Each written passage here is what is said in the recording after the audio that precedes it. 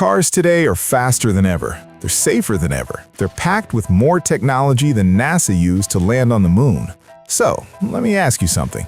Why do they feel worse? This might sound crazy, but modern cars didn't evolve. They got sterilized. And a lot of Americans are finally starting to notice. A decade ago, the promise was simple. Cars were supposed to get smarter and better to drive.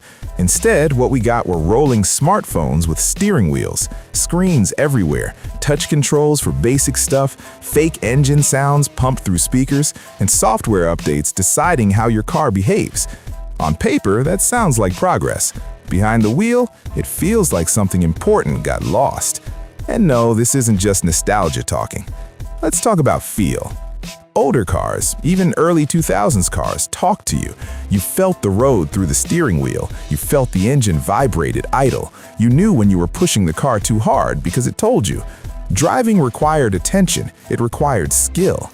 Now, most modern cars isolate you from everything. Electric power steering filters out feedback. Stability control steps in before you even realized you messed up. Throttle response is tuned by software, not your foot. You're not driving anymore, you're supervising. And for a lot of enthusiasts, that's boring. Manufacturers will tell you it's about safety, and sure, safety matters. But at some point, safety turned into overprotection. Cars stopped trusting drivers, and drivers stopped feeling connected to cars. Then came the screens. Touchscreens look cool in ads, but in real life, they're a mess. Changing the AC shouldn't feel like navigating a Netflix menu. Physical buttons worked. They were fast. They were intuitive. You didn't have to look away from the road. Now, everything is buried in software.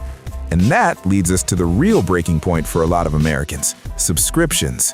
Heated seats locked behind a paywall, performance features tied to monthly fees, horsepower that already exists in your car, but you're not allowed to use unless you pay extra. Let that sink in. You don't own the full car anymore. You're renting features. That didn't sit right with people, especially in the US, where car culture has always been about freedom, about owning something mechanical, about modifying it, wrenching on it, making it yours. Which brings us to something interesting. You'd think younger buyers would love modern cars, more tech, more screens, more digital stuff, but that's not what's happening. Gen Z, the same generation raised on iPads, is falling in love with old cars. Go to car meets in LA, Houston, Atlanta, you'll see it. 2000s Mustangs, cat-eye Silverados, old BMWs, Miatas, loud, imperfect, sometimes sketchy builds. Why? Because they're real. A Tesla feels like an appliance. It's impressive, but it's cold. You press the pedal and it goes. That's it. No drama, no noise, no fight. An older gas car, that thing has personality. It might be slower, it might brake, but it makes you feel something. You can hear the engine note change. You can smell fuel. You can screw up a launch and learn from it. You're involved. That's why project cars are blowing up. That's why retro modding is everywhere. Young enthusiasts don't just want speed, they want experience. They want chaos. They want character. And manufacturers are starting to realize they might have gone too far. EVs aren't failing, but they're not replacing enthusiasm the way companies expected. Commuters love them, enthusiasts not so much. That's why we're seeing a quiet shift. Manual transmissions sticking around longer than expected. Gas engines getting one last golden era. Companies walking back full EV promises. Performance divisions doubling down on emotion instead of efficiency. Because here's the truth nobody wants to say out loud. Perfection is boring.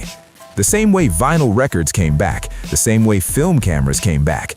People want imperfection. They want texture. They want something that feels alive. Modern cars are incredible machines, but in chasing numbers, regulations, and tech checklists, they forgot the human part. Driving used to be an experience. Now, it's a feature. So are modern cars getting worse? Not in performance, not in safety, but in soul? Yeah, they kinda are. And that's why Americans are holding on to older cars longer. That's why muscle cars refuse to disappear. That's why analog driving isn't dead, it's underground. So now I want to hear from you. Would you rather drive a perfectly silent, lightning-fast EV or a loud, imperfect gas car that fights you every mile? Drop a comment below. Let's see which side wins. And if you love cars that make noise, shake, and scare your neighbors on cold starts, hit that like button. I'll catch you in the next one.